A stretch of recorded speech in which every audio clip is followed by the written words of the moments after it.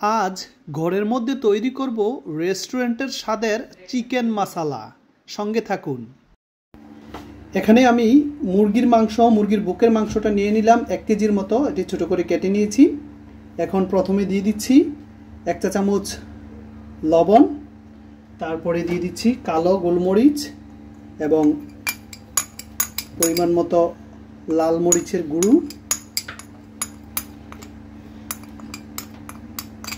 তারপরে দিয়ে দিচ্ছি আদা এবং রসুনের পেস্ট পরিমাণ মতো। চাইলে আপনি সামান্য একটু হলুদও দিতে পারেন। আমি একটু হলুদ দিয়ে দিচ্ছি। হলুদটা দিলে একটু কালার আসবে সুন্দর। এখন এটাকে খুব ভালো করে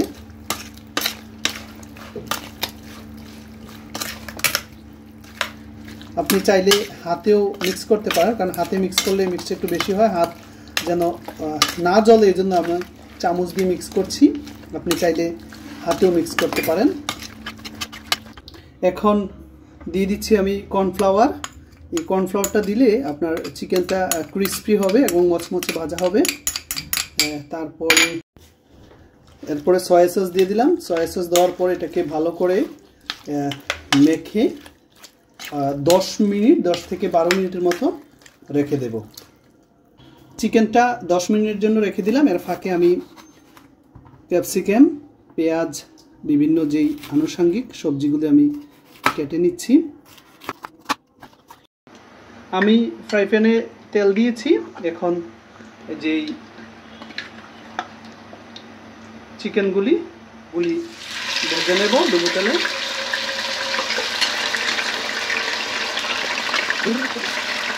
এখন এই চিকেনগুলি, ছোট ছোট কাটা চিকেনগুলি ডুবো তেলে মাঝারি আকারে, বেশি না, মাঝারি আকারে ভেজে নেব।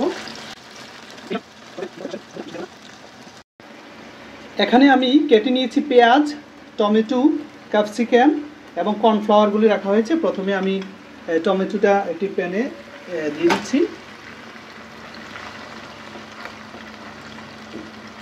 মিডিয়াম তাপে আমরা এটা রান্না করব। তারপরে দেব একটু লবণ,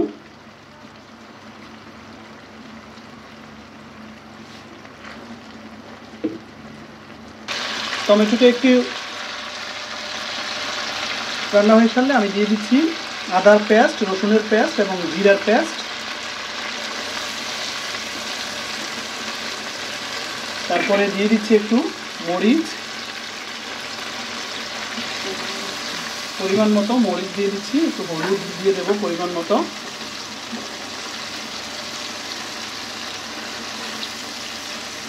তারপরে একটু সামান্য পানি দিয়ে দেব।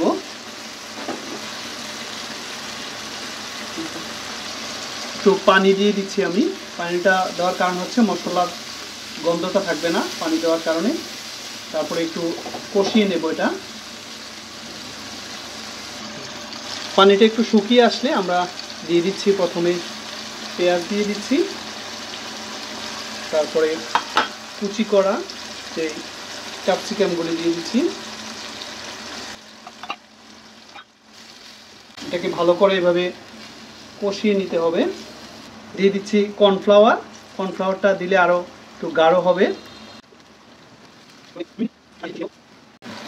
এটা গাঢ় হয়ে আসলে এখন দিয়ে দিচ্ছি ভেজে রাখা এই মাংসগুলি।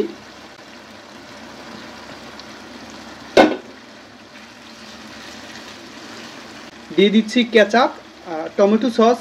আমি টমেটো সস ইউজ করেছি, আপনারা চাইলে কেচাপ ইউজ করতে পারবেন। পরিমাণ মতো দিয়ে দিচ্ছি টমেটো সস।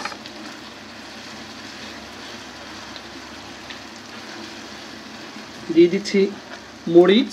এখানে আপনারা কাঁচা মরিচ দিতে পারবেন, আমি লাল মরিচ দিয়েছি যেন কালারটা একটু সুন্দর হয়।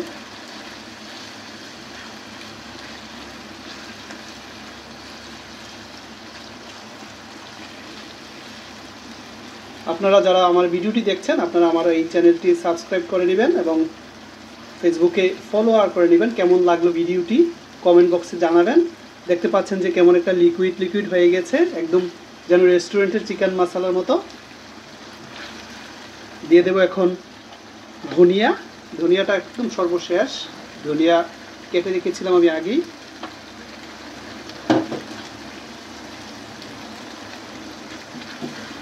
প্রায় শেষ মুহূর্তে চলে এসেছি। যারা আপনারা এতক্ষণ পর্যন্ত আমার এই চিকেন মশলা, ঘরের রান্না করা চিকেন মশলা রেসিপিটা দেখলেন, কেমন লাগলো অবশ্যই জানাবেন। আবার নতুন কোনো ভিডিওতে নতুন কোনো রান্নায় আপনাদের সাথে দেখা হবে। ততক্ষণ পর্যন্ত ভালো থাকুন, আমাদের এই চ্যানেলটির সাথেই থাকুন, লাইক দিয়ে ফলো দিয়ে সঙ্গে থাকুন। ধন্যবাদ। আল্লাহ হাফেজ।